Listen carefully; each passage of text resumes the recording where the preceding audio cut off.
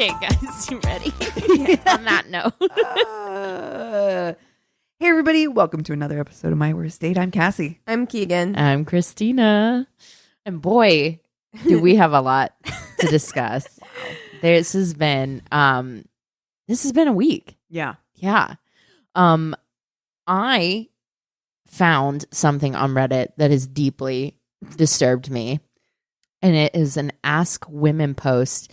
It says, "What's the weirdest thing a partner has ever done to you?" And then gone, "Does that feel good?" And I know we have all had, I mean, everybody has that thing where someone tries something and they're like, and I believe we've talked about it on the podcast before. Sure. It's like, you know, titty fucking, like. That's not for me. No. Yeah. Yeah. And like armpits. No. I'm and grateful stuff. that my boobs are so small that that's not a possibility. Like, no man is ever going to be like, can we Let's try do that? it. Like, no, it won't work. But has any man tried to use his big toe to finger you? Oh, Set a No. 1 minute timer to rub your labia 1 minute. 1 minute. and then That's put enough. his finger in your belly button. I'm sorry. Wait, what? Is it Wait, like, what? Wait, it wait, really is this the feels same- like, is this? The same sexual encounter. Okay. No. All of Wait, those things. first of all, rubbing my labia. You're Why? The fuck? Why? None of Have you this ever turns been me on. aggressively like rubbed? Yes. Yes. Oh, Yes. it's In fact, just awful. don't. yeah, it's like they're trying to start a fire down Yeah, there. no. Oh my god. Horrifying. Wow, watch a DJ such and such. Record scratch. Get the fuck out of here. And all of those things, like it feels like whenever like you have a piece of technology that's making noise and you don't know how to stop it, and so you're just like pushing buttons. You know what I mean? Absolutely. You're like, I don't know, like throw it, like switch the lever, like push the button, like Knock what- it down He's like, with the fucking. he's like, this is the key. Like you do 1 minute of labia rubbing, Mm-hmm. and then a quick poke in the belly button, and that's how. That's really that really is gets that him like a up. reset? Control, You know? Alt, delete. It's a reset. Exactly. This is And how you reset it's- women. What made me laugh about that Reddit thread too is that so many of the people who were talking about this kind of thing on there were saying they said, like the person who was doing it said that it worked on everyone else. Okay. Oh, It- that's no. always. They're like, all my other every girlfriends like it. And Do No they? one. You've never had other girlfriends then. I don't believe Or they're you. lying to you. Yeah, yeah. No, and I Wonder- do think a lot of this has to do with like porn being people's sex ed. Yeah. And people thinking that stuff in porn is real. Right. You know what I mean? And it's like, no, hashtag fake news. Like nobody wants their vagina scrubbed, For you know, like that. 1 minute and 1 minute only. Yeah. And it's not even. I'm sorry, my labia. Like you're. Yeah. Yeah, Do you, not even my Yeah, Yeah, you're not even exactly. come for the Not clit. even the part that matters. right? I might let you put your big toe on my clit. Oh no. if you were doing the right spot. I don't Dude, want it. Some regardless. of the guys I've dated, they're freaking eagle talon toes. Oh, no. no, thank That's you. what I'm Okay, like. never mind. You're gonna get a fungus, like up in there. Okay. Absolutely no. You ruined it. Sorry. Done. Okay. No, it's fine. I ruined it. no. It was Here's very another rude. You're one. right. Here we go. He blew air into my vagina like he was blowing up a balloon. What? He blew So air that's up there. it's not even like a light, like it's like an aggressive. Yes. Like, why? Does he want you to queef or something? Yes. Maybe He's got that's a his real thing. thing. Maybe that's his thing. Yeah. Oh no. Oh my god. It's a lot of like rubbing above or around the clit. Like this chick says rubbing like a solid 5 inches above my clit. 5 Not even inches. touching my actual vagina, more like my pelvis. When I corrected him, he said he already knew where it was, but he was with other girls that liked it like that. No, No, sir. they did. Sir, you've never Like, been with a woman. You just That's- rubbed my fucking belly. Pelvis bone. Like, What are you Motherfucker, doing? Stop. No. Also, why do you get so fucking defensive? Oh, I know. God, just Jesus. Oh my gosh. Like, what purpose could that possibly serve? Other girls like that. No. Why would they? A guy used to wear a necklace and try to rub it on me like it was some kind of hot tease. All I can see is just like puka shells or something. Like, oh my god. It's a cross necklace. Oh my god. People are so weird.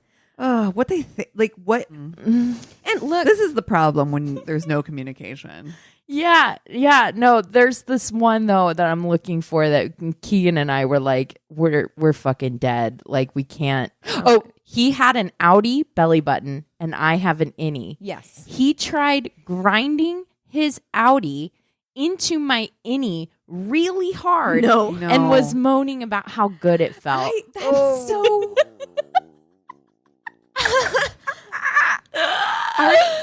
It makes me feel like, are you from this planet? Yeah. Ooh. Yeah. Like, is this like a mating ritual from Let's get Demi Lovato your on home this. planet? Absolutely. Get Demi on the case. Wow. Your outie belly, but I just don't like it. I don't know why it skeeves me out so much. I have It such really a does to me too. deep belly button. Me too. Like a really deep one. And I just like I don't want anything in there. Like No. at all. I don't want your fingers. I don't want your No. outie belly button. I don't want your big toe. Whoa! Like- Is belly button stuff like a thing? Like, Not it- for it- me, Not for for sure. me. It's got to be because For it's someone. coming up on these lists like more than once, like sticking fingers in there, sticking other belly buttons in there.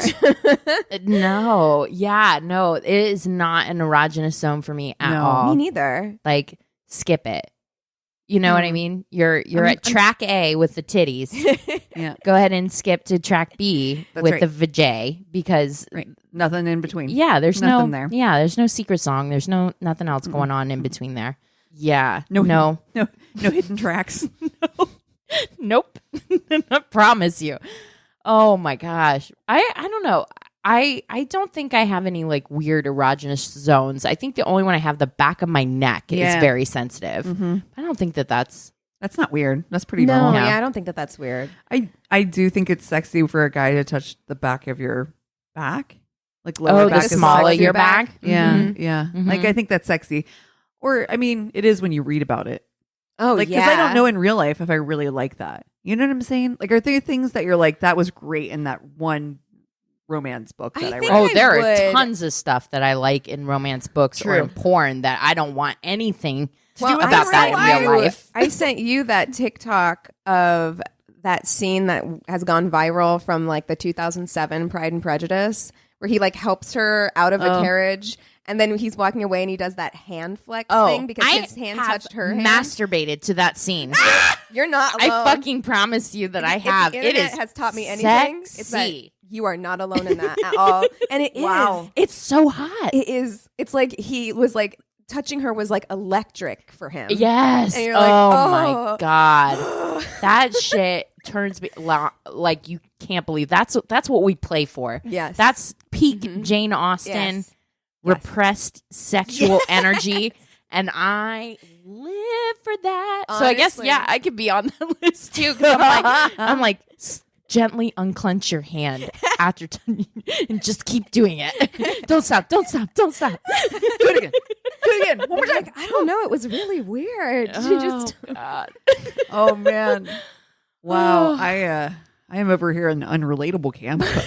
Like this is not things that I mean I do get the like delayed gratification, the Yeah. electricity Oh, yeah. of being around somebody, Yes. like that whole thing. I understand. Again, don't want it in real life. Mm. Don't. You're not a would fan not- of the will they, won't they in real life? I am. Oh, like Oh. with myself. Or like that Involved? early part of like trying No. to figure out if someone like likes you you? the way that you No. like them. That's Oh. the best part. It is know. the best. It is electric. Yeah. It I wanna really is. Skip, Yes. I want to skip to the end of that book. I need to know if they end up together or not. That moment. And that's why the small of the back is such a thing, because it's like if it's in that space where you're like, oh, I don't know if they like me back or touching- not, and then they touch you and you feel and it like burns in a certain way. Oh, it's so good. Maybe when I'm I married too when long. I That's the problem. first met Eric and we had been talking for like weeks and Oh, we hadn't sure, met sure. yet. Oh my god, just the touch on the small of the back was like, how fast can you eat chicken? Because this is prelude. Like, we going back to my place right now. But that moment, those moments before you have that first kiss, Okay, are yes. so Yes. oh my Yeah. god, Yeah. Nothing yeah, like the it. lead up. Yes. You're right. Mhm. Oh, that's the best. I think there's just people who are super addicted to that too, right? Oh, yeah. That's why they kind of like go from one thing to the Relationship next. hop. Chasing Yeah, it's that. the NRE, like new relationship energy or whatever. Yeah. It's all the chemicals that flood your brain. Sure. It's the reason why, like, after 2 years together, like, the majority of those chemicals are gone. So, Or cocaine now. yeah. Cocaine. Oh, my gosh. Well, what else do we have going on? Well, we have a new. Patron? Oh no, I was gonna say we have a new sexiest man alive. Oh. People. That we do. And okay, so last night we went out with the Spark My Yes. Interest podcast, the girls from that, and Keep It Weird. We went to dinner. It was really fun. So and much we fun. went out afterwards, and look, bad decisions were made on my part. I had a real weird morning. By weird, she means hungover. Look, I haven't had a morning like this in a very long time. Like You're like, I don't know what this cannot is. remember the last time I've had a morning like this where like I woke up, no shirt on. My pajama top was next to the bed. So it was like you almost got there. an effort was So made. close. My phone was plugged into my charger, but my charger was not plugged into the wall, so my phone was Classic. dead. Classic. Like all of my clothes were just that I had worn the night before were just in a pile in the bathroom. Just makeup on. No, I did. I Yes. took my makeup off. Dude. Yes. I did take my makeup off, but I did not take Priorities. my contacts out. Oh. So yeah, I had a morning. But during dinner, we were proposed Yes. the question. Like it was presented to us that we have never done Keanu Reeves. Have we never done Keanu I Reeves? really feel like we have. For I sure. mean, I'd have to check the chart that we have because we do keep a chart of our. I feel like I we've swear we had have. to We have had had. to have. I know we've talked about him. yeah. Well, because King- we talked King about him when among that movie kings. came out. Remember? The Yeah. Well, we talked Yeah, about him when he anyway. got married. Always Be My Maybe or whatever.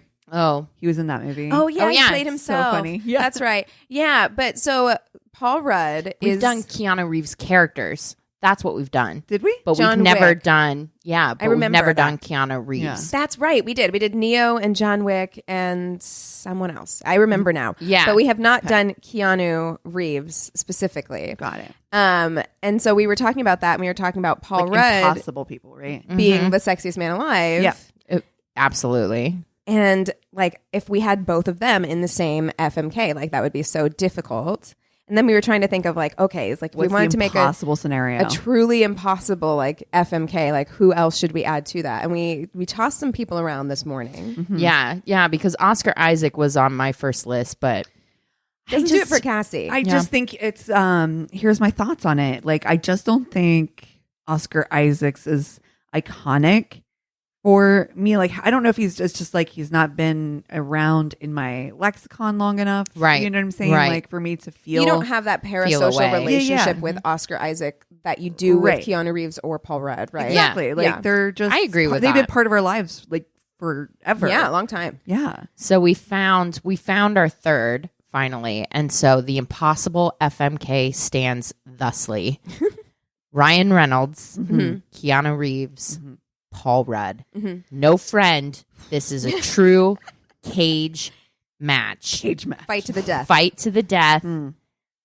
What's it going to be? This one it really is impossible. Now, I feel like Show your work, ladies. I feel like people will think that like Ryan Reynolds is maybe like an odd one to throw in for the impossible FMK, but he is so funny, and I think that his attractive. So good looking. good looking, funny. His relationship with Blake Lively is like Amazing. goals. Yeah. Good business person as far as I Yep. can see. Like, Yeah. yeah. Takes Yeah. care of his shit. He's from Canada. Mm-hmm. So you got probably that so option. nice. Right? And Keanu Reeves, I mean, do we even need to? I mean, like, he's a nothing to say. saint. He's Yeah. constantly like just saving people. Saying there Keanu. are nice there things. are whole podcasts dedicated to people talking about their encounters with Keanu Reeves, Oh. Yeah. and they're all positive. Yeah. Bless like your every heart. single one. Who do you kill in this scenario? I don't- I honestly, and Paul Rudd, I mean, We just watched a video with Paul Rudd in it, and that man is 52. Yes. And looks better now than Yeah. he did in Clueless. 100%. You're He absolutely is- right.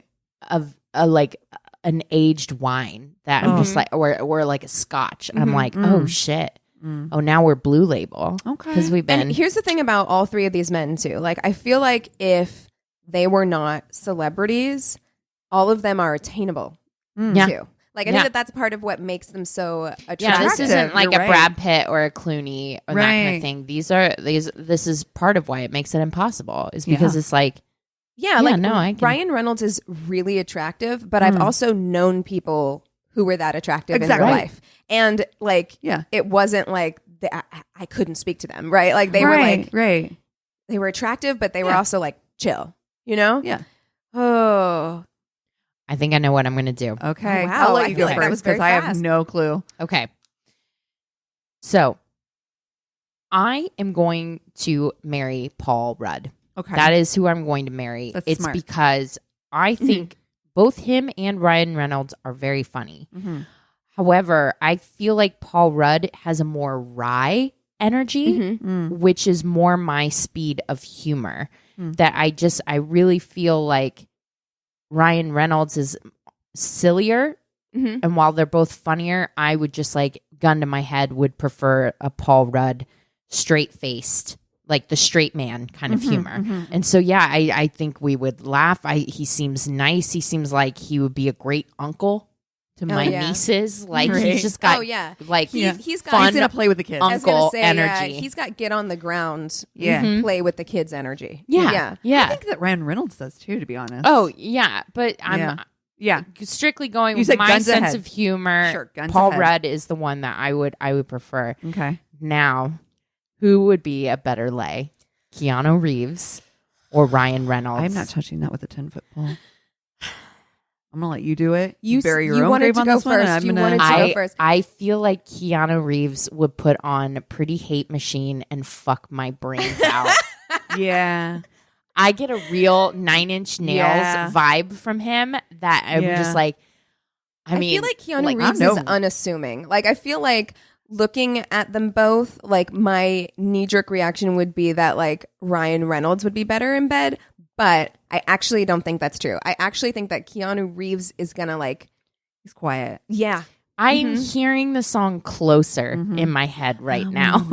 And like hands above the head kind of. I mean, he's just one that is just going to be like dark and intense and like it's that kind of night. So I am going to fuck Keanu Reeves and I'm going to kill Ryan Reynolds. Okay. And that is an impossible choice. Yeah. Fucking awful. It's I think I know what I'm going to do though now. okay.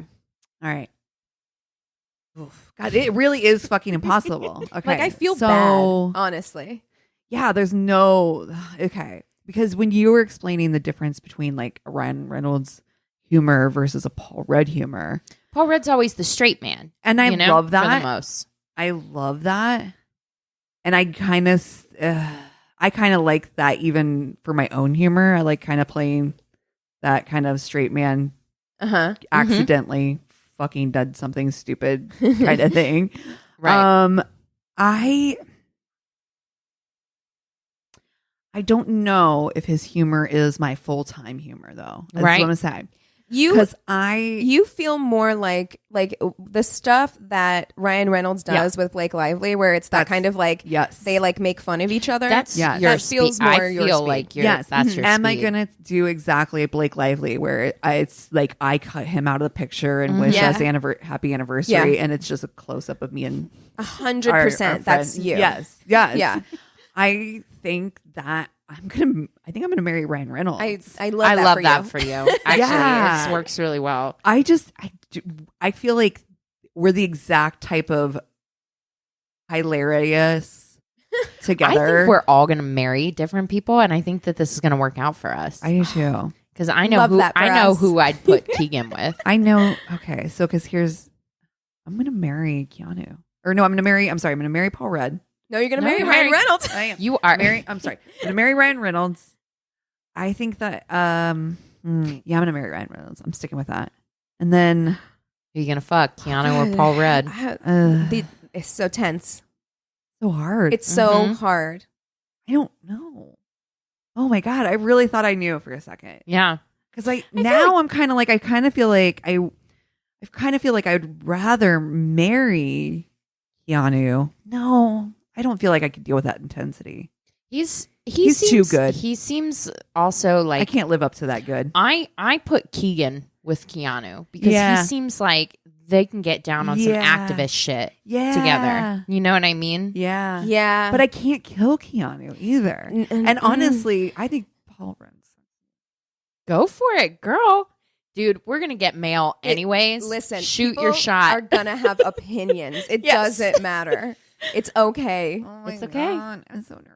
You're going to fuck Paul Rudd then. You're going to kill Keanu. She was not going to say it. Like, did you see that? She was like, she was just like, just I'm move on. Just move on. If my actual lips don't move when I say it, does it count?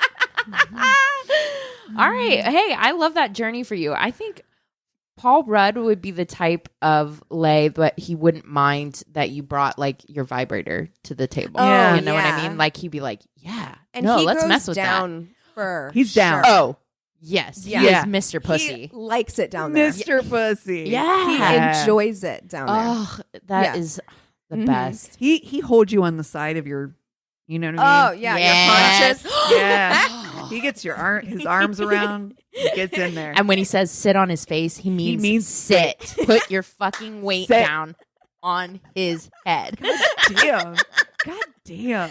Jesus Christ. Paul didn't know what was coming for him.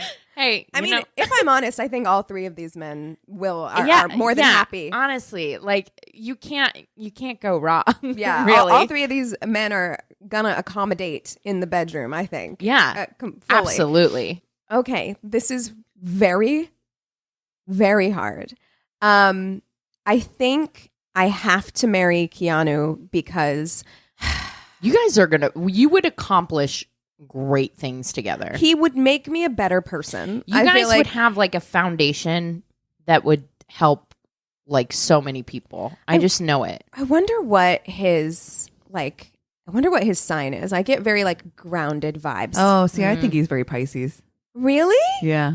I get very much of Pisces. Now I got to learn. Well, I can't be with a fellow Pisces. I did that once. It was terrible. No decisions were ever made. It was not a good. They never ate conflict avoided. And they just stayed together forever just because they couldn't break up with each other.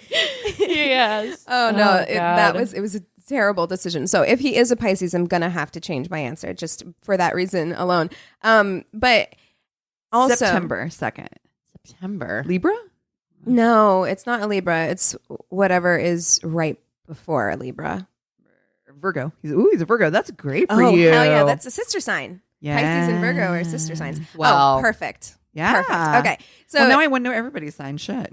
And he also, like, as with Elijah Wood, he exists in this chest behind me of photos that I had hung on my wall. So I feel like I owe it to my younger self to choose Keanu, to be with Keanu. You guys, Paul Rudd's birthday is April 6th. Oh no. Did I marry him? 4 days before. I don't even remember what I did. Well, yes, I did. I married him. I married a fucking Aries again. God damn it. Well, I know what I'm in for at least. And then I think this is where it gets really, really hard. Because I think Ryan Reynolds and Paul Rudd are both going to be fucking great in bed. Mm-hmm. Oh, no. Do you want to know what Ryan's sign is? Yes. This actually helps. Hard. This really helps. This track's so fucking hard. What is it? Scorpio. Oh. Scorpios are notoriously amazing in the sack. Listen. Oh no. No. I feel like this is not good. I feel like I'm gonna get oh no. Exactly. Because I love Paul Rudd. Like I fucking love him. Always have. Yeah. Like big crush on him. Since Clueless. Yeah. I just think he is so fucking funny. Yeah. I will remind you how selfish we are in bed. But I also want to remind you how much you love to make that bad decisions. I do love to make bad decisions. And how much you love a challenge. Oh, Scorpio no. might be too easy. You know what I'm saying? Like it might Scorpio be is too also a fellow water sign. Yeah. Just neither of you finish ever. We just go and go and go and go. Energizer bunny style. I feel like I'm gonna fuck Paul Rudd. Just because, again, I just feel like I owe it to myself. Like, I have loved him for so long. Yeah. I get the sense that Ryan Reynolds is really good in bed. Like, I get the sense that, like, he's really, really good in bed. Yeah. But if I can go on a date with either one of them, I want to go on a date with Paul Rudd. So if we can go on a date before the sex, then I'm gonna go Paul Rudd, because I just think like that would be such a fun time. I feel like I would have a really good time. Paul Rudd has the kind of energy where, like, when he's talking to you, he's like really talking to you. Yes. You know, like I. You know what? That's the thing that makes him sexy, though, right? Yeah. It's not like, and that is the crux of all of this, which is that all of these guys are sexy not because of just looks. They're not 10 for 10 on looks. Like, if they never opened their mouths, you just saw them on the street, you probably wouldn't be like, they're still good looking. Yeah. Yes. But it's Arguably all very good looking. It's however their actions. It's how they treat other people. They look, they're attentive, they're present. Yeah. They're respectful. Yeah. Yes. Yeah. So So sexy. Yeah. Sexy all around. Oh, well, that was It was impossible. really hard, actually. Did you say who you're going to kill? I kill Ryan Reynolds. I'm sorry. I'm sorry. I'm sorry. I don't want to do it. I mean, somebody definitely needs to like post this clip and at all of these gentlemen, because I feel like they need to know. Do they need to know? Please don't. Just more superficial junk food for the brain. That's what we play for, Dr. TJ Fossil. Oh gosh. Well, we do have a new patron. We have Simone Stemper. So definitely thank you so OG, much. Yeah. OG supporter and just amazing. We also had somebody modify their pledge, and we see you, Hannah Young. We thank you so much. We really appreciate your support. We've got a lot more content coming your way. So if you want all those bonus stuff, come and join us on our Patreon. Yeah, we're going to be putting out a bonus Tainted Love movie episode for all patron levels coming up holiday. soon. Holiday vibes. Mm-hmm. Also, we all are very excited to shout out one of our worsties who had a very exciting thing happen. We love Rachel Esquivel, and she is not going to be in Esquivel much longer because her boyfriend Brandon, or if she chooses to be, you be whoever you want to be. However, she is now engaged to her boyfriend Brandon, and we wanted to, because she's been a worstie since a ride or die. Ride or die. And we went to dinner with her and Brandon when they were 2 in years town, ago. like 2 years ago. And it was awesome. Like, he is so wonderful. They're wonderful together. They've been together for a really long time. And so we are so, so happy for you. We send our love and congratulations. Yeah. So you guys want to take 5 and we'll come back with stories? Sounds good. Perfect. I'm an adventurous person, but I'm also a careful person. We want to get out there, but we also want to make sure we're safe and our loved ones are safe. Good thing there's the OnStar Guardian app. Safety services right on our phone. We can get roadside assistance. We can share locations with friends and family. We can even get help in a crash in any vehicle on any motorcycle. Finally, something both sides of me can agree on. Adventure safely with the OnStar Guardian app. Download today from the App Store or on Google Play. Be safe out there. Cox Panoramic Wi-Fi includes advanced security to help protect all your connected devices. You'll get real-time alerts. Oh, like this one, so you don't have to worry about malware. Or when your kid downloads a song from a shady link. And now all your computer can play is red color, where are you? all blocked. Thanks to advanced security included with Cox Panoramic Wi-Fi. Advanced security must be enabled in the Panoramic Wi-Fi app. Restrictions apply. And we're back. Okay, before we jump into stories, I just want to say I went to the bathroom and took a look at myself. And I have 100% never recorded an episode of this podcast looking this rough. Hey, that's what friends are for. This is why we don't record our Video. video ourselves. It is rough times over here, my dudes. Okay.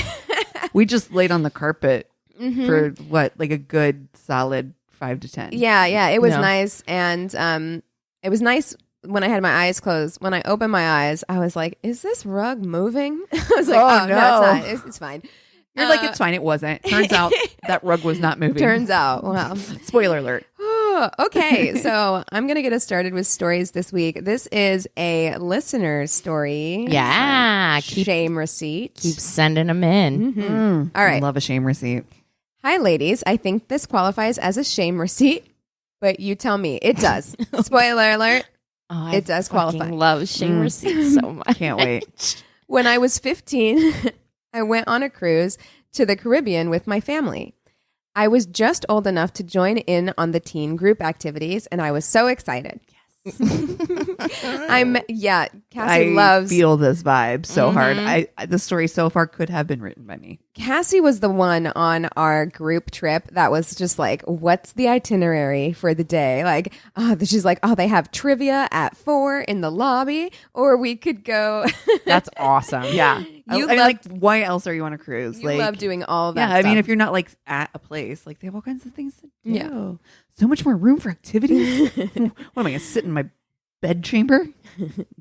I met a cute boy from Canada and immediately fell in love. Of course. As you do when you're 15 and bright-eyed and not yet jaded by heartbreak. Yep.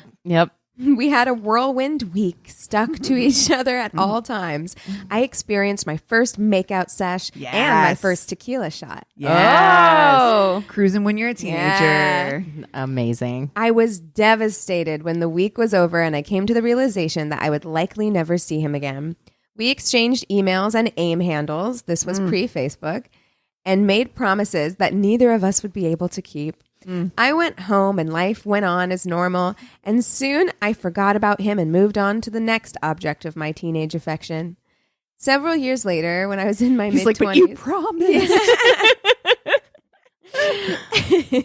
Several years later, when I was in my mid-20s, I received a message from him. I thought that was odd. We had added each other when Facebook came around, but never really chatted or anything. With butterflies in my stomach, I opened it up to see what he had sent. I had a split-second teenage fantasy that maybe he was going to be in my state sometime soon and wanted to catch up. But no. It's a dick pic, isn't it? It's a fucking dick pic. No, it's worse. He messaged me to tell me that he had been having a bad couple weeks. And he Googled his name on a whim. He was surprised to find a poem on DeviantArt that teenage me had written about him. Oh my God. Well, this just went from being written by Cassie to being written by Christina. Apparently, I used his whole fucking name. This man's legal name. He used his legal name. She's like, God, I have a count there. Still. I was absolutely mortified. Time stopped. My heart fell out of my body. I could only respond, LOL. Well, that's super embarrassing. He was super sweet about it and told me that it actually cheered him up and wanted to thank me. So I guess the moral of the story is, if you want to write a cheesy teenage poetry for the love of God, don't use their full name. Oh, or do. That's beautiful. Oh my God. Can you imagine Googling your name and you're like, wait, what? On DeviantArt. There's I a teenage love poem about me. I really hope it was accompanied by some. The terrible- imagery is going to be. Mwah. I fucking need that poem. Yeah. I'm telling you right now. If this listener doesn't email us that poem, I'm sad. Own Be it. disappointed. I really wish I did look when I was home to see if I could find that that specific diary that I had written my softcore porn story. Let me tell you this. I could not find them. As someone who has located and reread several journals recently of my own, it is the most horrifying thing you could do. I was telling you guys that I found the journal from whenever I was like super like evangelical going on missions. Woo. It doesn't age well, It huh? does not. Oh, it's a nightmare. Like, I am in a cult. Oh God, it was terrible. Okay. I managed to get my DeviantArt account shut down after that, despite not having the email or password anymore. She just frantically messaging. Like, shit. Please help. All she would have had to do was like just tell the person on the other end what happened, and they're like, "Oh, we'll take care of that right away." Yeah. Shut that shit down. Next time, lead with that. Yes. Oh my God. So hopefully I don't get any other surprises anytime soon. Thanks for putting out the best podcast in existence. You're all wonderful. That fucking story is wonderful. I love that. Now I'm like, now I need to trace my early online steps. Oh, no. 2008 was a wild year. So I need to see what's Honestly, out there for me. We should all do that because it's only a matter of time before Have that you Googled shit yourself before? resurges. Well, I've Googled myself before, and like it's generally okay stuff because I did hard delete my MySpace, so that there's no recovering it. I kind of Which wish is there was. actually kind of sad. It Yeah, is. I wonder if It's a I time hard capsule. deleted mine. I'm gonna take a look. I to didn't. see. I did not. I wish I hadn't because it is like a time capsule of Yeah. who you were. I want to know who was in my top 8. I'm pretty sure you can get onto mine, like, and see it. I don't think I can. I don't remember. Of course, I don't remember any of my passwords or anything. But I do. I don't think that I can. Yeah, like edit or do anything with it. But I just I don't know how to code either anymore. Yeah, apparently I lost that skill. Yeah. I was real good at it for a while. Yeah, you could like jailbreak your MySpace so that you'd have like a top 16 instead of Yeah. top 8. Yeah, top 12. Very handy. Yeah. Can you believe that we used to rank our friends? Yes. Oh yeah, Like that with pleasure. publicly. Yes. Publicly. Yeah. That is horrifying. Yeah. No wonder we're all fucked up. I remember getting into a fight with a boyfriend at the time because I wasn't his number one friend. Oh yeah. Oh, if you were in a relationship, And you're not their number it was it's non-negotiable. right. Non-negotiable. Like Yeah. you can break up with them for that, and no one will blame you. They'd be like, oh, you weren't number one? No. no. I wouldn't have put up with that shit Especially either. with some other girl. Oh, yeah. Like she's my best friend. Yeah, no. No. Not on my watch. We're She's not- friends now.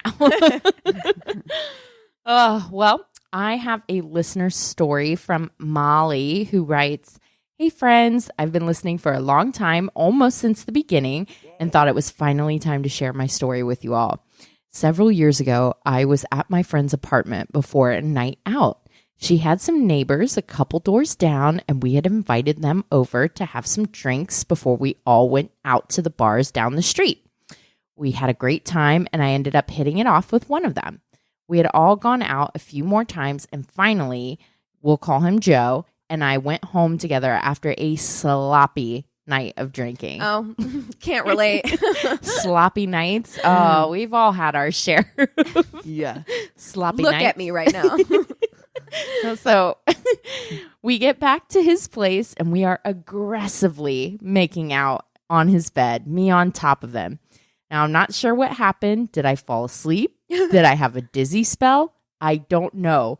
But the next thing I know, my face hits the headboard of his bed, and there is blood everywhere.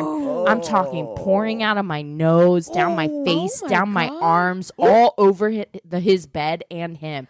If you fucking snap your nose the right way, it is like a geyser. This man, he's like, I stumbled into like an A24 horror movie. Like, what just happened? Oh my God. If someone had come in, it would be safe to assume he had murdered me. Oh no. So he got me cleaned up, changed into new clothes, and we went to sleep. Probably not the best idea, no. given I could have had a concussion. Oh shit.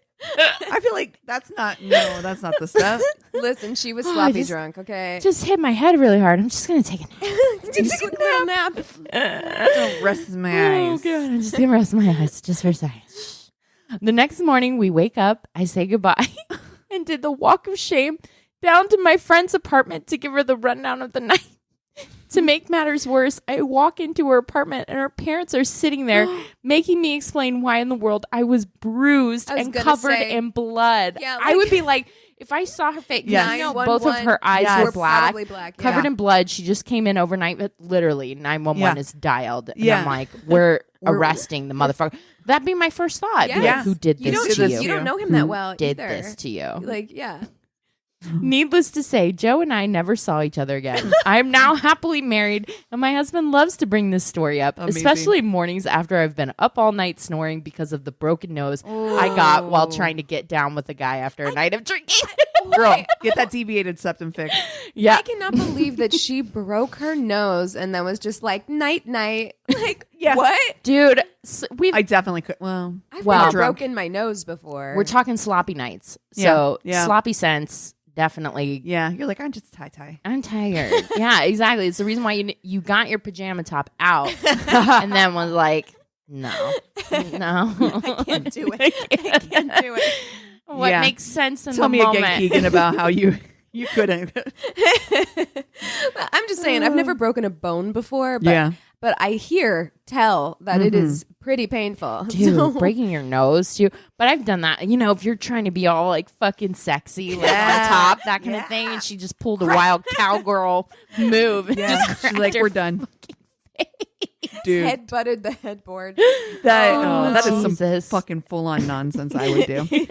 Okay, so I'm going to tell you a shame receipt of my own real quick because that just reminded me of it.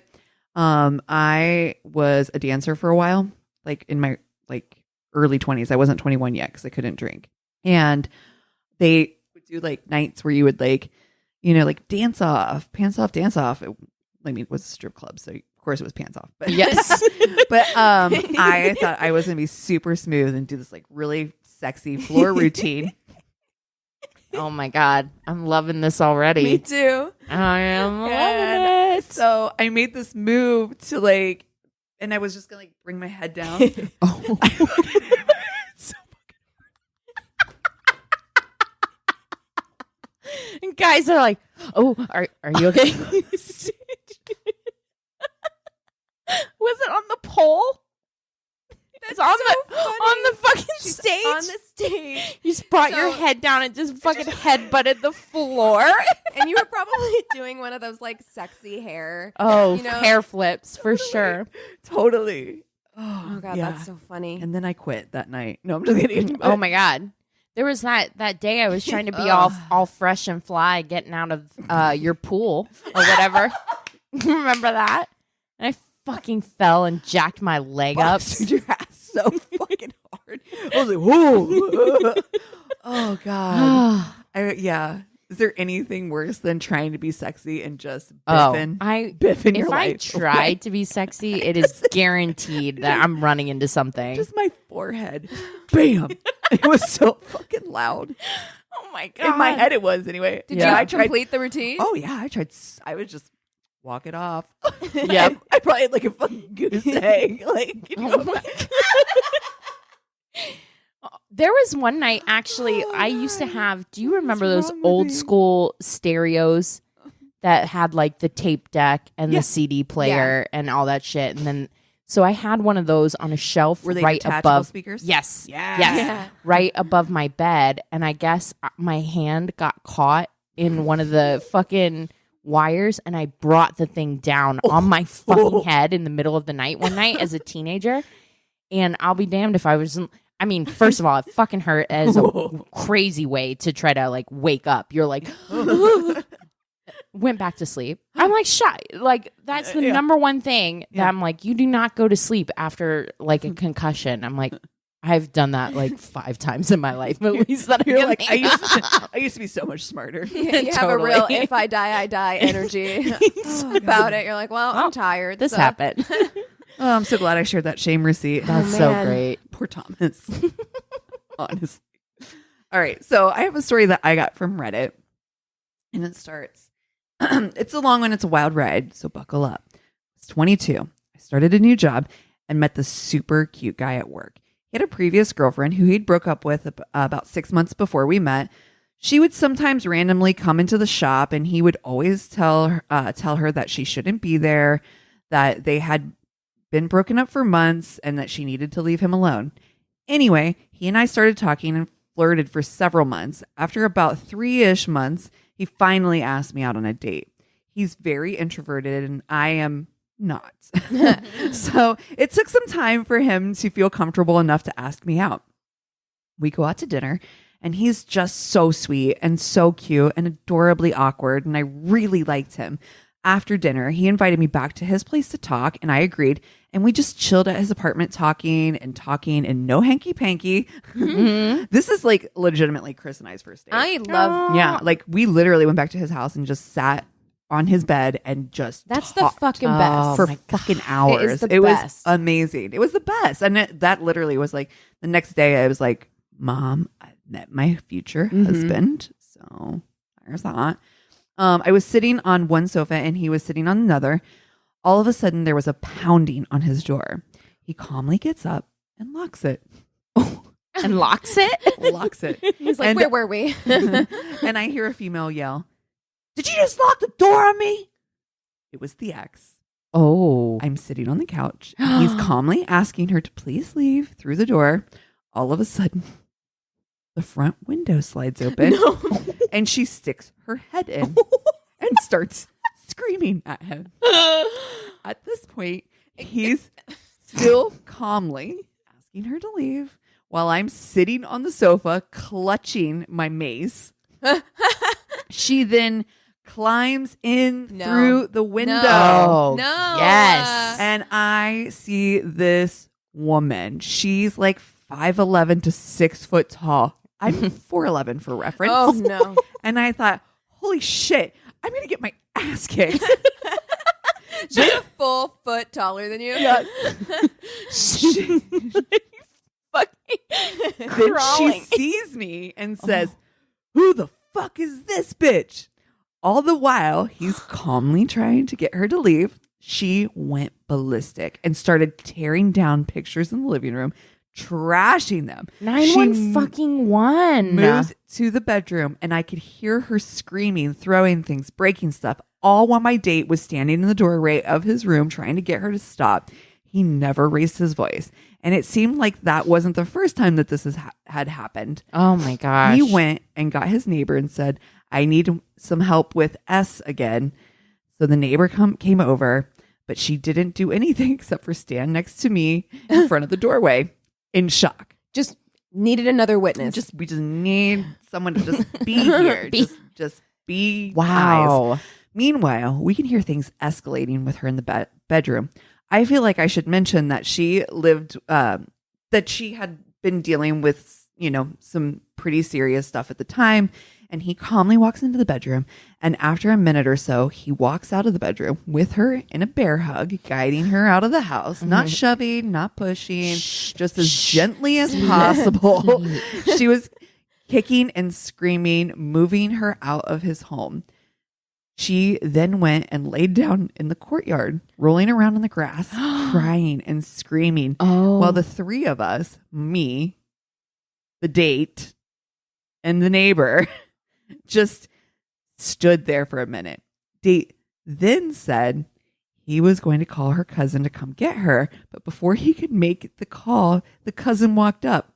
He had brought her there and was waiting in the car the whole time. The date and the cousin went to get her, got her calmed down, and convinced her to leave. As she was walking by me, she said, "I'm sorry I called you a bitch. I don't even know who you are." And then left. It's like surprisingly Fucking respectful. journey, right? Yeah, Just, like, you know what?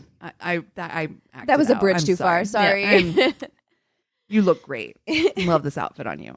And then left. I sat with my date and we kind of processed the whole, what the fuck just happened? What the fuck, cousin? Yeah, right. Like, one, why did you bring her here? Two, you weren't even there to like supervise. You just sat in the car. Also, I feel like people don't talk about how the destruction of property is abuse. Yeah. It's not just criminal. Yeah. But right. you're performing violence on things, but it's a threat of violence against you. Yeah. You know what I mean? Right. Yeah. People don't talk about it. That's the reason why, that whole like guy that Punching punches a wall thing. Yeah.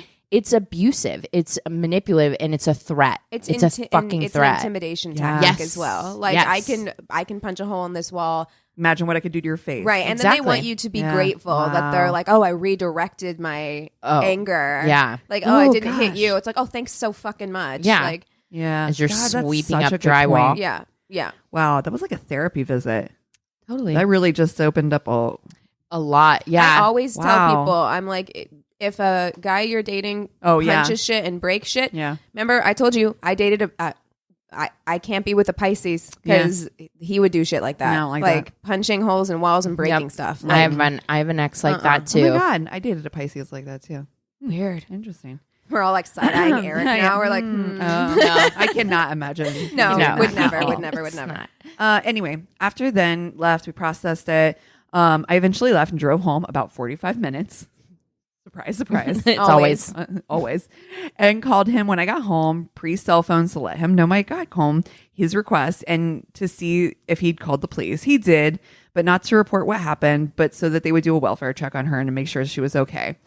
Oh, We're that's really- celebrating our 27th anniversary this year. 27 years together and 20 years married. Sorry. He is the kindest, sweetest guy who has pushed old ladies, broken down cars off the road, helped people get unstuck in the snow, fixed his friend's car for free, and would give the shirt off his back. I love him. I'm glad that you completed that sentence because I was like, Push old he ladies. Push old ladies. He Wait, pushes push- old ladies. What? Which is, but I'm like, she was like, the first date with him is like, I mean, can you imagine? Somebody crawls in the fucking window? Yeah, beyond being frightened for my safety and their safety, I would also am like sipping my drink, Yes. like Yes, 100%. But also dinner too, like and how a he, show. How he handled it is definitely a lot. window into like you're like, wow, like that's how that guy dealt with this stressful situation. so like, mature. So yeah, because this was. She said at the beginning, weren't they in their early 20s? Yeah. Yeah. Well, and this was like, she said 27 years ago. Yeah. So Yeah. imagine. Wow. The visual of someone climbing in through a window of a 6 foot tall woman climbing in through a window is like terrifying. It No. really is. That's like the fucking ring shit or something. Exactly. Like, Exactly. No. I hate this. Okay. All right. So I was trying to figure out what Tainted Love story I wanted to do this week. And I do want to acknowledge that we have like a grip of new listeners. So hello, new listeners. welcome. Welcome to the party. So I wanted to do kind of a heavy hitter, Okay. if you will. Coming in hot. Yeah. So buckle the fuck up. Oh, geez. Because this is terrible. Okay, I'm just going to jump right in. Not even going to tell you. So Overland Park, Kansas. It's a city that's not far from Kansas City, Missouri, but it's on the Kansas side. Right. And it's known as a relatively safe community. It's been voted one of the top 10 cities to live in the United States, like many times. So just to set the scene, that's where we're at. So in the 80s, Overland Park was really starting to grow. And in late 1984, a 19-year-old woman named Paula Godfrey was living in the area with her parents. So she wanted to move out on her own and gain some independence. So she started looking for a job. And in doing so, she came across this secretary position that looked really great. It had great pay, great benefits. It included training and travel. And overall, Paula was just like jackpot. You know? Nice. So she goes to this interview and never comes home. Of course, as time passes, Paula's family is becoming increasingly worried. And as the days pass, the family begins to receive typed letters from Paula. Mm-hmm. They were That's how I typed. respond or reach out to my Oh, family as well. that's my only method of correspondence. You know, when we need to record, someone needs to type a letter. Yes. Mhm. Print it out. Deliver. Yeah. Buy an envelope and stamp. I mean, you're like saying this is the 80s, but even in the 80s, if I'm going to write a letter to my parents, it's not going to be typed. You're going to write it. And write it. It's, they could tell like it had Paula's signature on it. Like, so she had signed it. Like they were like, that is her signature. Okay. But that's even weirder. That it's is like weirder. you typed a letter and then you got a pen out to sign it. Right. Like Well, that's strange. Well, she was doing a secretary stuff, and maybe I don't Yeah. know. So in the letters, she says not to worry, that she just needs some time away to find herself. And the family is suspicious. Yeah. I'm Like, immediately they're like, worried. Yeah. Yeah. And like, I'm even more worried now, you Yeah. know? So they don't think that just taking off is something that Paula would do. And it just didn't sound like something their daughter would write either. Like, Right. you know, you have a sense of even the way that nowadays we text each other, like you have a sense of the way that people communicate, you know? Right. Yeah. Like Mackenzie with her all caps. I'm like, Yes. yep, that's Yeah, actually yeah. Mackenzie. Yes, exactly. And Amy with her multi bubbles. Yes. Yeah. Yes. Oh my God, it's so true. But I would know if that wasn't Amy or if that wasn't Yeah. Mackenzie Yeah. texting in like a heartbeat. I'd be because like, I can also nope. hear it. Yeah. Yeah. I can hear that text. People write in their voice. Yeah, Yeah. that's true. So they take these letters to the police and they file a missing persons report. Despite how adamant Paula's parents were that something was wrong, the police looked at the letter and the fact that Paula was over the age of 18. Yep, and all basically, shoulders. Yep, they said that there was nothing they could do. There was Up no and left. real evidence of a crime, and they believed that it was probable that Paula just took off on her own. So they did file the report. Every but they time were it like, just sounds like, you know what? I really don't want to do yeah, this. you know what? I have so many other things I'd rather Yeah. be doing than my jobs. I have this amazing sub I just got. So Right. It's getting cold, so if we could wrap this up real fast, Yeah, that'd be. you know, just leave these with us. We'll take a look at it. Yeah. Basically, like they filed the report and then they just like put it literally in a file and walked away. Like, Ugh. so fast forward a few months to January of 1985. A frantic woman calls 911. She is concerned about her sister-in-law, 19-year-old Lisa Stacy, whom she hasn't seen or heard from in a couple of days. So Lisa was described as troubled, but mostly to me, it just sounds like she had a rough go of it and had fallen on some hard times. Right. So when she was 18, she met a man named Carl Stacy and became pregnant with their daughter Tiffany, and the two married, but the marriage fell apart really quickly, like in a matter of months. And I was she gonna say, had this girl's is just 19, as Yeah. it is. Mhm. And she had like uprooted her life to move to Kansas. Like she didn't have any family there, like, or any friends. And then, you know, she had a baby and then the marriage fell apart. So Carl took off to Illinois where he re-enlisted in the Navy, and Lisa and Tiffany were left homeless for a period of time. They eventually Jesus. ended up in a group home for women Oh my God. for a little while. Her luck looked like it was turning around. However, when a few days before she went missing, she was accepted into the Kansas City Outreach Program, which was a program started by a man named John Osborne to assist single mothers and help them get a new start in life. So Lisa was overjoyed by this opportunity. And so on January 9th, Lisa was picked up by John Osborne at her in-laws' house. John Osborne puts Lisa and Tiffany up in a hotel near his offices in Overland Park.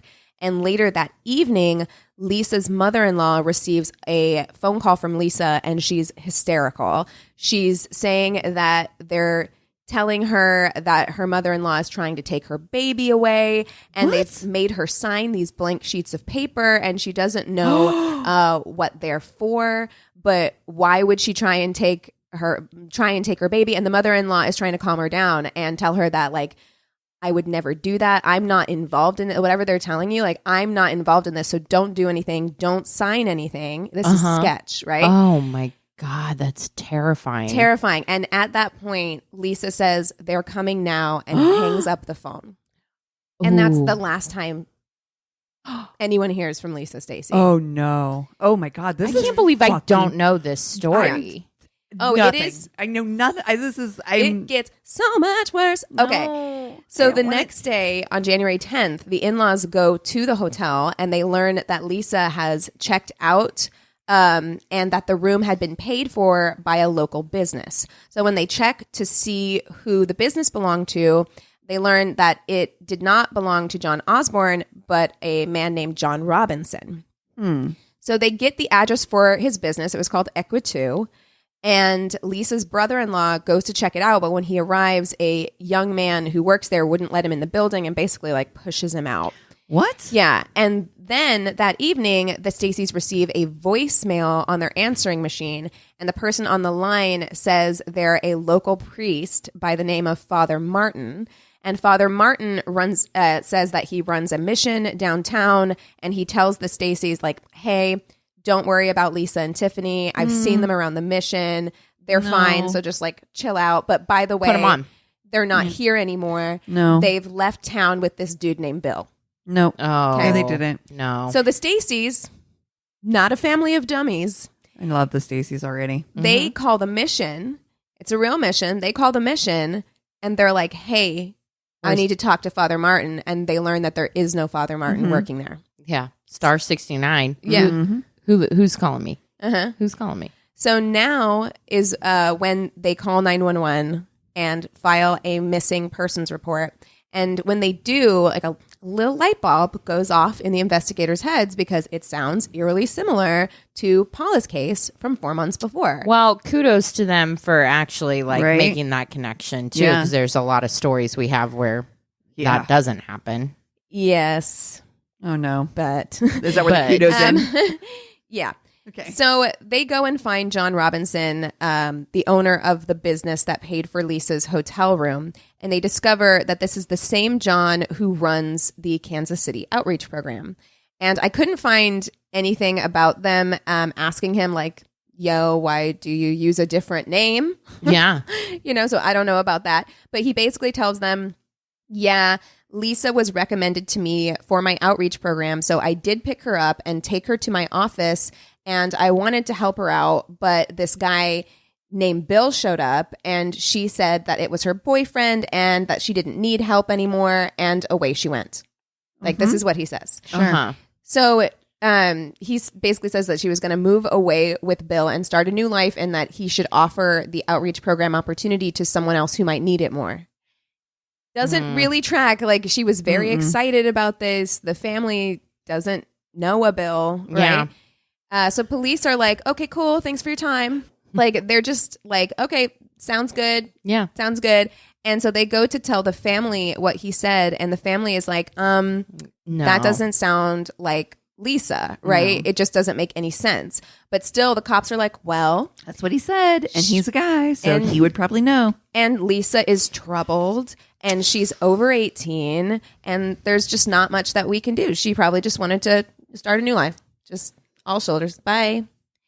A few days later, the family receive a typed letter in the mail signed by Lisa. And in it, she says that she really just needed to get away and just to leave her alone. And the women's shelter that she was staying at also receives a letter. So the family turns the letters into the police and they're like, cool, we'll put it in the file. And then the case goes cold. Oh my gosh. Oh, my God. Then in June of 1987, so 2 years later, a 27-year-old woman named Catherine Clampett, who had moved to Kansas City from Texas, she arrives in Kansas City and she starts looking for a new job right away. And she comes across an ad in the paper for an executive secretary position for a CEO named John Dawson. And she ends up getting the job. Now, Catherine was very in touch with her family back in Texas. She would call and write letters often, usually several times a week. And so she told them all about her new job and everything that was going on in her life. She was really excited about it. So when the family doesn't hear from her for a while, like, a week or so, they start to grow concerned. But they're probably just thinking, that she's started this new job. She's busy. She's getting adjusted to a new city, whatever. But then her mother grows really concerned when she receives a typewritten letter from Catherine that is signed by her. Now, she'd received enough letters from her daughter at this point to know that this does not sound like her. Yeah. That's not her. Yeah. So a few more weeks go by, and then the family, when they don't hear from her, they send her stepbrother out. Well, actually, he calls Catherine's office and asks to speak to John Dawson, but is told that no such employee exists. So they're like, okay, we got to get boots on the ground. So that's when they send the stepbrother out there to Kansas. So he gets into her apartment and goes through her things and finds that she had recently stayed in a hotel and the hotel was paid for by a man named John Robinson of Equa2, which was a consulting firm that Catherine was working for. So he goes to the offices only to find that they're closed because the CEO of the company, John Robinson, has been arrested on charges of fraud and theft. So police consider John to be like basically a white-collar criminal, small-time grifter. Mm-hmm. At this point, Catherine's stepbrother goes to the cops and reports her missing and gives them all of this information like that he's collected. Now, this is extremely frustrating, but I am trying to remember that, you know, this was the late 80s, right? Like, yeah. And things were done differently back then. But despite the similarities between all of these cases and the fact that literally the same guy / company, John Robinson, is involved in all three, is involved in all the cases, they were not linked because they had been assigned to different detectives and because they deemed that there was no evidence that a crime had been committed in these cases. Y'all need some like morning meetings. Right. You know what I mean? Like, hey, what are you guys working on? Quick check-in. Yeah. Quick check-in. Well, I have this guy. Girl went missing. Oh, that's weird. I do too. See that? Yeah. Where's your water cooler talk? Because I do recognize it's the late 80s, so it's not like they're hopping on Slack or anything like that. Right. You know, they don't have like task timelines and stuff. But yeah, around the water cooler, you're not going to be like, hey, Bob, I have this really interesting case. Yeah, this is weird, right? These typewritten letters are kind of strange, huh? Yeah. Like, because what? You got typewritten letters too? Exactly. There we go. Because they didn't think a crime had been committed, they just really just filed it all away and didn't cross-reference the files at all. So the cops were basically like, IDK, it's weird, but we don't know where she went, sorry. And her case goes cold as well. Ugh, sloppy. 10 years go by. March of 2000, 27-year-old Suzette Troughton was living with her mother in Michigan when she decided that she wanted to start a new life, fresh start. So she finds a job in Kansas and relocates. The job that she finds is to work for, you guessed it, a wealthy businessman. Mm-hmm. And her job would be to take care of this businessman's father while he was away doing business. Okay, so is it a 10-year gap because he was imprisoned for a while? He was in jail for some of that time, but I don't think he spent... Like all 10 years? Definitely not. Because that seemed, that's a long time in between crime. Yeah. I'm like wondering if there's other people that we don't know about. Now, okay. Here again, we have a woman who is very close to her mother, right? So Suzette talks to her mom constantly, almost every day. I think we're learning a valuable lesson here. Yeah, talk to your mom. Yeah. Give her a call. She wants to hear from you. Yeah. She wants to know that you're okay. And also, then she'll be able to recognize that the typewritten letter is not you. Also, the thing that I couldn't stop getting out of my head because everything turns into a movie for me is when you sign shit for somebody else, write your name wrong. Spell your name wrong. Mm-hmm. Yeah. If I put an E on the end of Cassie, you're going to know for motherfucking sure. 100%. Or there's something wrong. Or, that's your special sign. I'd like be if you wrote Christine and not Christina, I'd be like, Keegan's Kea. Yeah. I'm like, who? One E, you know something's wrong. Yep. So she talks to her mom all the time, and she's really excited. Her mom is really excited that her daughter has found this great job, and she's starting this new chapter in her life. And for the first month, Suzette called and emailed her like every day. So it was surprising when all communication just stopped.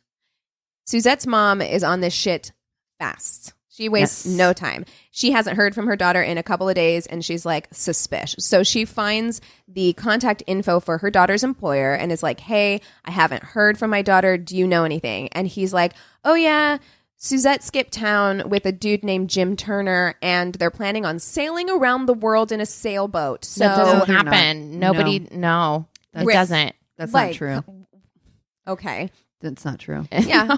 Yeah. So he's like, so you might not hear from her for a while. Okay, bye. Okay. Oh, okay. Her mom is Said like, no one ever. Nah, like no way my daughter would take off to sail the world without telling me. Like, not my Suzette. No. No. So she calls the cops and is like, my daughter is missing. She was working for this guy named John Robinson. Can you please check it out? So a little while later, her mom starts to receive letters, same as the others. One is from Mexico, one is from California, stating that she's fine. She's sailing around the world with the new love of her life, Jim. No. So Suzette took one look at these letters and was like, absolutely the fuck not. She does not spell her name that way. Well, here's the thing. So because she communicated often with her mom, often via email, so like actual typed, so they had that kind of comparison. She knew that the letters couldn't be from Suzette because Suzette was not good at spelling. And these letters had no spelling errors. And she's like, that's not. So she's like, she admitted that the signature at the bottom was her daughter's. And it was very clear that it had been written. Like it wasn't copied or like it wasn't a stamp. It was like there was a pen mark, like impression. So she knew at least that her daughter had signed these pieces of paper. So she goes to Kansas and marches into the police station and is like, you got to do something about this. And at this point, there are still officers there from the 80s, and also technology has advanced at this point. So they're like, I love that it's taken them this long that they're like, this John Robinson guy seems a little sketch, you know? Like, so they're like, let's take a look, right? And so they, at this point, finally connect all of the cases. Okay. It's, sorry. Blah, blah, blah, blah. At this point, and I don't know how, the FBI gets involved. And I should say that I got a lot of my information from an episode of a show called FBI Criminal Pursuit, which is on YouTube. Okay. YouTube. So they start looking into John Robinson, and they see that he has been arrested several times for white-collar offenses like embezzlement, fraud, and theft from companies that he'd worked for. But despite this, they were like, he seems like an upstanding individual. That sounds about right. He's right. He's well-respected. Oh, of course. He's married with 4 kids. He's involved in a lot of local charities. He'd run a few businesses and now owned a magazine about farming life. Just a good old boy. Very active in his church, right? Of course. Oh, yeah. So the police acknowledged that he was definitely a grifter, but he hadn't had an arrest since 1986. And so they were like, I don't know, you just seem like a standard middle-class Midwest Christian man. Okay. Yeah. So is BTK. Also in Kansas. Exactly. Yep. Mr. Wichita. Raider? Yes. So they don't really have anything that they can arrest John for, and they don't want to tip him off by taking him into custody. So they decide to look deeper into Suzette's past to try and find some more clues, and end up looking into her online history. Now, okay, it's a lot of information, and you might be thinking, Keegan, this is a tainted love story. Right. Where's the relationship? I was thinking it. let's I was go- like, this is very interesting, but I'm like, what's the angle? Well, we're getting to it. Okay. All right. So as investigators are looking through her online activity, they find that Suzette was really into BDSM. Now, before I go any further, we've talked about BDSM on this podcast before. I want to make it really clear. We do not yuck anybody's yum over here. No. BDSM might not be for everybody, but there's nothing wrong with it as long as it's done safely between consenting partners. Absolutely. Right? Yeah. So Suzette was very active in BDSM communities and chat rooms online. And as a sexual submissive, she was looking for a master that she could engage with. So it was very specifically into master and slave play. I don't like that language personally, but that is the language that's used. So that's what I'm going to use throughout this story. Okay. Yeah. And there's a lot of abuse too. That's pretty rife in that I'm glad that there's more people talking about BDSM and the proper way to have that sort of arrangement, and that the power should actually lie with the submissive and not with the dominant. But yeah. Right. Anyways. Yeah. So as investigators dug in, they realized that Suzette had met a new master online when she was living in Michigan, and the full truth was that she had moved to Kansas to engage in a consensual slave-master relationship, and also to be, he was also like, you can also work for me, I'll pay you to take care of my dad. Ah. Right? So the master was none other than John fucking Robinson. So investigators are like, okay, that's interesting, but this in itself isn't illegal. So why don't we just keep an eye on John Robinson and see what he does? So they follow him and they quickly realize that he is living a double life. At home, he has this like leave it to Beaver life. He kisses his wife goodbye in the morning. But when she thinks he's away at work, he really is kind of trolling the town, hitting up a bunch of different strip clubs, hanging out in seedy motels where they see different women going in and out all day. And then like 5 o'clock would roll around, and they described it in that documentary that it was like punching a time clock. Like 5 o'clock would roll around and he'd go back home. So, whoa. Wow. Yeah. Still, they don't really have anything that they can arrest John on. It's not illegal to be scummy, you know? That's one of my like biggest fears is like A double life. Well, yeah, it's just like not knowing at all who your partner is. Yeah. Like, and Isn't that terrifying? that is so Because he'd been with this Scary. woman for like 40 years. Like his wife. Oh, I have chills. Yeah. Oh. So, All right, everybody follow your partner to work tomorrow. Yeah. We'll take Binoculars. turns. We'll get like a Raquel Welch wig or whatever. Just be like, Is that Christina? Not fooling anyone. I know, I'm so duck tall. behind a bush. So the FBI decides to start monitoring his phone calls and his online activity, and they find that John is also a frequent visitor to BDSM websites and was in constant search for slaves, submissives. On the site that John was most active on, he had the username Master. Just Master, which is honestly... he must have joined early. He was like... He's not even like Master 6969. Yeah, no. Right. Master 420. Master 012 or something. You're like, oh man, 11 people beat me to it. Got in on the ground floor. Heck yeah. So something I liked about that episode of FBI Criminal Pursuit was that they did have a BDSM expert on there who was part of the community to talk a little bit about it so that it didn't get too shamey. Because especially these like, you know, this thing was from like, I think 2011 or earlier maybe. And it's like a crime show. And sometimes like, those can get really they shamey. love to shame. Yes, Yeah, they back sure then. do. She explained on the episode that anyone who is a master would very, very rarely refer to themselves that way. So it would actually be a huge red flag for that to be someone's username in one of these communities. But Suzette didn't realize that at the time. So John would offer women money, clothes, jobs, etc. in return for being their master. The BDSM expert also specifies that the trust within master-slave relationships is absolute and inviolate, and it's supposed to be a two-way street. The master is supposed to be responsible for the safety of, you know, the people who are brought in. So Suzette likely just believed him, like when he promised her all of this stuff, you know. Police end up getting a room next to the room that John frequents at this shady motel. Imagine working for a motel and having regulars. Like, No, you know? I don't like And that. it's and they just like sit in the room next to his room.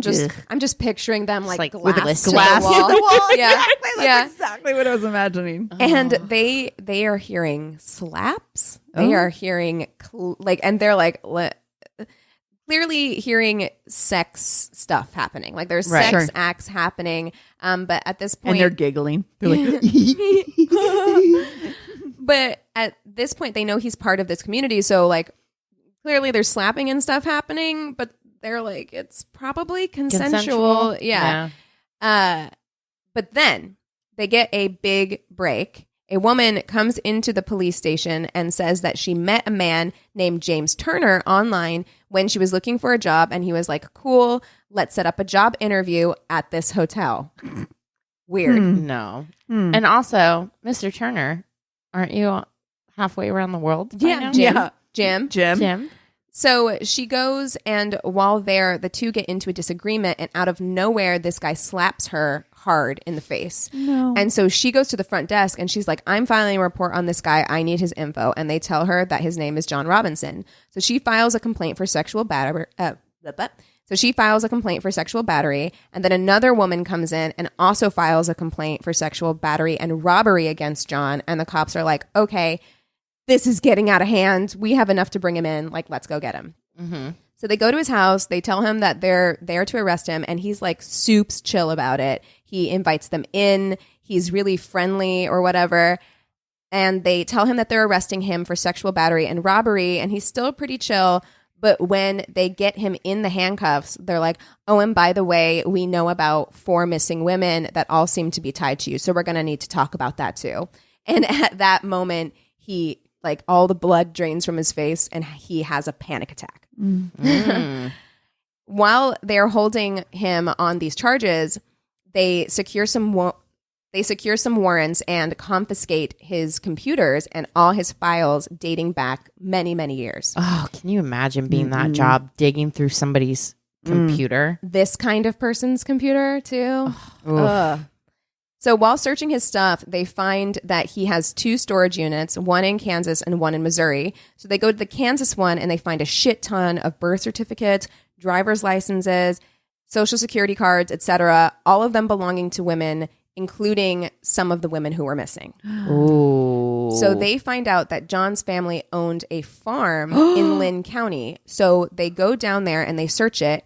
On the property, they find 2 large 88-gallon barrels. No. When trying to move one of the barrels, they tip it over. No. And a liquid that looks like blood starts seeping out. So they're like, oh, no.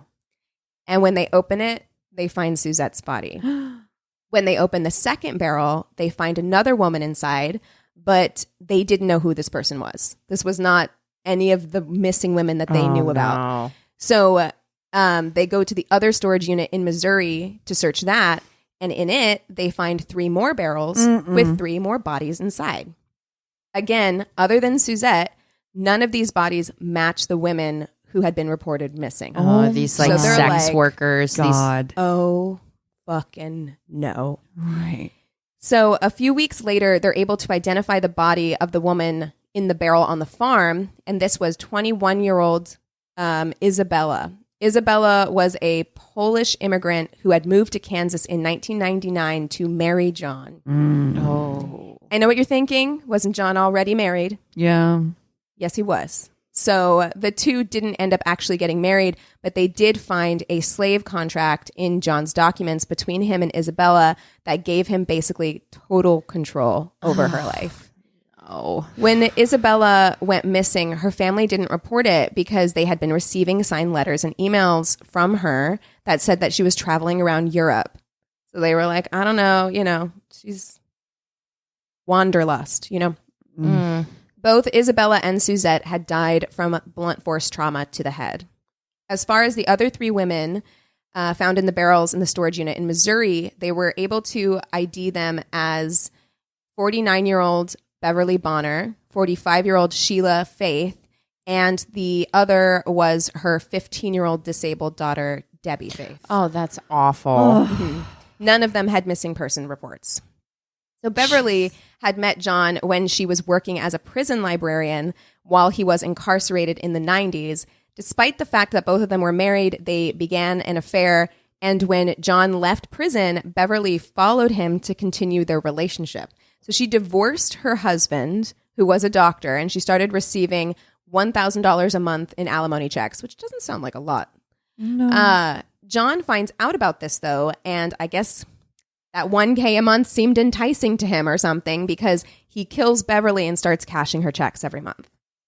Her family did think that something was up, but again, they were getting letters and Beverly was already kind of behaving a little recklessly. So they were like, I don't know, maybe she's just like on one right now. And, you know, she'd left her husband for an inmate, right? So all of them, I think, just assumed that she was going through like a wild phase. And besides, her checks were being cashed every month. So they were like, she's probably fine. She probably just doesn't want us to talk to her right now. As Gosh, for but Sheila, ain't that the lesson of this story? Right? Call your fucking mom. Yeah. Yes. Yeah. As for Sheila and Debbie, John had met Sheila on a BDSM website when she was in search of a master, but she tells John that her 15-year-old daughter Debbie is disabled, so she's not really in a position to just pick up and move to be with him. But he convinces her that he wants to engage in a relationship with her, and that if she and her daughter move to Kansas to be with him, he's a wealthy businessman and he will take care of them and they'll be able to afford the best care for Debbie. Oh, that's Terrible. so fucked up. So they do. They move to Kansas. John kills Sheila and Debbie almost immediately and begins cashing the disability checks that Sheila had been receiving for her daughter. And he continues to cash those checks for 6 years. Okay. Holy shit. I'm going to need y'all to hold on to your tits for this next part, okay? Okay, tits held. So during the investigation, police get a tip that John had helped his brother adopt a baby in 1985. Now I know this story. Mhm. Okay. Mhm. Yes. His brother gave him $5,000 and John gave him a bunch of paperwork signed by a judge that this was all a legit adoption and a fresh baby. Okay.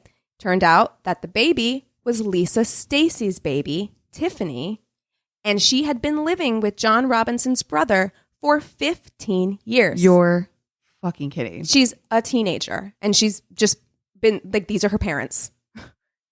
Right? Like, What? That's John's- bonkers. That's not how adoption works. Oh, like no. at all. No. No, I mean, But and yeah. that's the thing is like John's brother might have been stupid, like because how could you have thought that that's how this worked? But most people do seem to believe that he had no idea it wasn't a legit adoption. Like he was just like, you know, wait, I have all of this paperwork, like that's my baby, and it Yeah. turned out, of course, that John had forged all those documents. So poor Tiffany, I can't imagine how traumatizing this must have been for her because she's a teenager. They went ahead and gave her the choice whether she wanted to stay with the Robinson family or go back to her biological family. And she actually chooses to stay with the Robinsons because I mean, that it's all she'd ever known. Like Yeah. that's her family. Parents. And it's not Yeah. like her dad is the one who did anything Right. wrong. Hopefully Yeah. not. But Yeah. And there's a picture of John Robinson holding like baby Tiffany. It is so fucked up. dude. Yeah.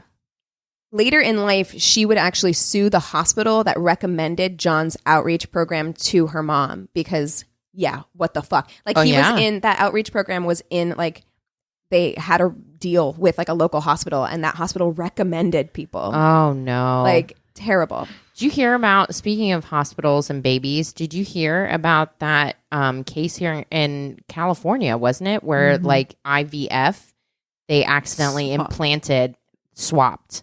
embryos. So Oh these my people God. had to carry other people. And then that had them for a few months and that was their baby. And then they figure out, like, no, actually that's those people's embryos and sperm. And that is your. God. Can you I imagine? saw that. Horrible. Oh, horrible. Oh. Ugh. The psychological trauma. the trauma. And like, what do you do? Because it's That's like your that's baby. the baby that you carried, but then it's like, but that's your genetic baby over there.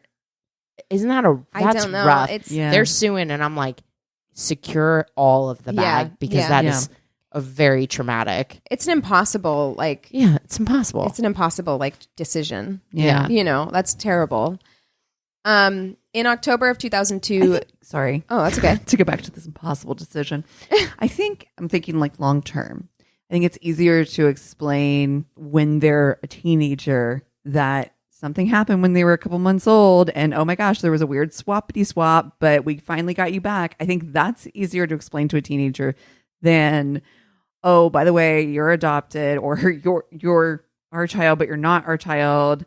And that's what happened. I don't know. Like to me, I think you I think you have to be in each other's lives. Yeah. I think I would need that. Like, I think from what I remember, I think they switched back, but this is the baby that they delivered and have had for a few months. Yeah, it's it not would easy. be horrible. Yeah, I'm not saying it's easy. I'm just saying when I'm thinking about like what's less traumatic for the child in the long term. Yeah. Yeah. I think that might be rather traumatic. Horrible. Yeah. Oh, poor Tiffany. And back to your horrible, Yeah, though. sorry. Sorry. In October of 2002, John went on trial in Kansas for the murders of Isabella, Lisa, and Suzette. He pleaded not guilty, but was convicted of all 3 murders. He received life in prison for the murder of Lisa and 2 death penalties for the murders of Isabella and Suzette. Now, I don't know why. Yeah. Because they didn't find Lisa's body, but they must have had enough other evidence that he killed her to put him on trial. Then he goes to Missouri to stand trial for the murders of Beverly, Debbie, and Sheila. To avoid receiving the death sentence, which, like, at this point, Why? right, does it matter? He pleaded guilty to the murders of all 3 women. Investigators were never able to discover what happened to Paula, Catherine, or Lisa, as their bodies were never found. Law enforcement also believe that there is a strong possibility there are more victims. Oh, absolutely there are. But John Robinson is not talking. And he's still alive. He is currently sitting on death row in Kansas. And I thought that even though it's not as relationship focused as a lot of our other Tainted Loves, he is considered the internet's first serial killer. Like, he's considered the first person to, like, use the internet to lure victims and use this, like, promise of a, like, romantic or sexual relationship to get women. Yeah. You know? So at the time, people just really didn't know how to navigate the internet. Right. Like, they just... Please, we honey, still don't. Please, thank you. I was just going to say, research suggests. No, honey. No, it doesn't. I mean, we've talked about this, like, many times. It's just, like, people still get tricked and conned and lured and all kinds of things. Like, also, the internet is deteriorating right now. It's like something like more than half of the links are dead, and it's an easy place. And this is something that I've tried to explain to my own mom. It's like it is a very. I always go in to anything I see on the internet is fake. Yep. That's my first thought is that this is fake information until it's not. But if you... I mean, and I think also if you're... I would never uproot my life and move to Kansas. No, me neither. But I think also... I think people who are in these communities that are, like, also really stigmatized... The internet was kind of the first time where it was like, oh, I can connect with other people who like have similar like-minded. Yeah. You know, feel similarly about this as I do. And I think that you can sometimes like let your guard down about, because you're connecting on something that is not, like an everyday thing. But I mean, I still feel like the moral of the story is like, call your mom often and don't uproot your life for something that you find on the internet, Yeah, I mean, at least not in this way. Like, not in this way. Like, I know that there are lots of people who have met online and had successful relationships. The thing that fucks me up, though, the most about the story is Lisa's story. Is that she thought she was getting a fucking way out with that outreach shit he was doing. That's so fucked up. Well, and those ones, like, it makes so much less sense to me because I'm like, these women thought that they were coming to work for you. Like, it wasn't even a like relationship thing. Right. Like, it's why did you kill them? Like, why did you kill them? Because it's not like you were cashing their disability checks or their alimony checks. They were signed on to be apparently. No, this is a sick individual. Yeah, this is a sick individual hiding in BDSM. Yes, whatever. When he's like not even close to what the tenets of BDSM are. Yeah, at all. Right. Yeah, it's very scary. It's just I don't know, very very scary. Ugh, good one. Yeah, I didn't know about it until the barrels. And I was like, and the baby bit is just like a wild. Yeah, poor Tiffany. Wow, factoid. I just can't imagine what that would be like. On that note, what are we watching this week? Well, I will start. I finished Deadwood. Oh, all the way up and through the movie. I haven't seen the movie. It's such a shame that it got canceled. The writing is Superb. Shakespearean. Yes. You know, it has a very like iambic feel to it, Yes. despite the fact that the word cocksucker is used about 3,000 times an episode. Don't make it a drinking game. Yeah. And Ian McShane has some of the most incredible monologues. Yes. Can we talk about how, like, I full on told Eric, we had a whole conversation where I was like, I have to tell you, he is magnetically sexy in this show. And it shouldn't be. No, it is shouldn't egregious. It is horrifying. It's horrifying, You but should I'm like, not be attracted to that man. Not at all. But Oh shit! am I I? watch it? Oh, You're like, dear. And he's not at all conventionally handsome or something, but it's his vibe, He his has an old West intensity. vibe. Yeah. We might actually go to Deadwood for Eric's birthday next year, Fun. just because it's fucking there. Why not? Yeah. That's cool. It Yeah. is. It is. You know. Dude, I want to do that. That'd be so rad. Yeah. I love westerns. I really do. I mean, I love like all like historical things, sure, but sure. like the old West and like imagining what it would be like to live in like Oof. 1870s Dakota. I mean, No. it's just No, No. thank you. No. Whew. It looks dusty. Everybody Yeah. looks like they smell. It smells. I'm like, yeah. I can't believe the number of layers that Yeah. you are wearing right now. It is hot.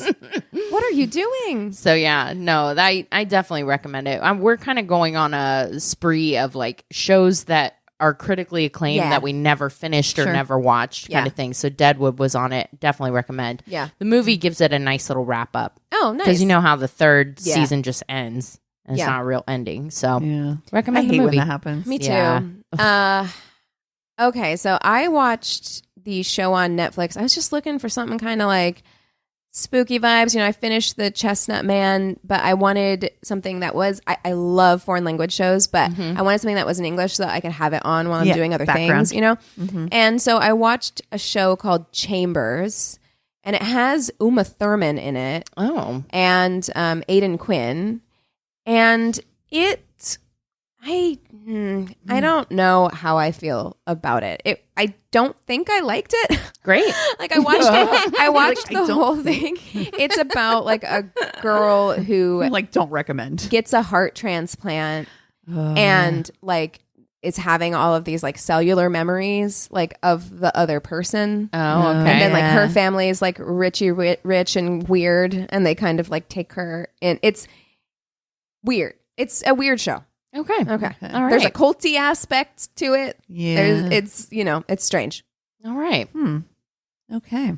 Well, Chris and I did kind of what you and Eric were doing, which is like, oh, well, let's kind of check out some of these acclaimed film or shows. Right. And Yeah. so I was like, Succession has been on our list since it it's came on, out. It's on mine too. I've And been I watching watched, like Succession. most of the first season and Yeah. got so fucking frustrated. It's Yeah. so good, but man, do I hate rich people bitching about their problems. Oh yeah. 'cause it Yeah. just I makes mean, me- that doesn't get any easier. It doesn't. We watched 2 episodes and I cannot.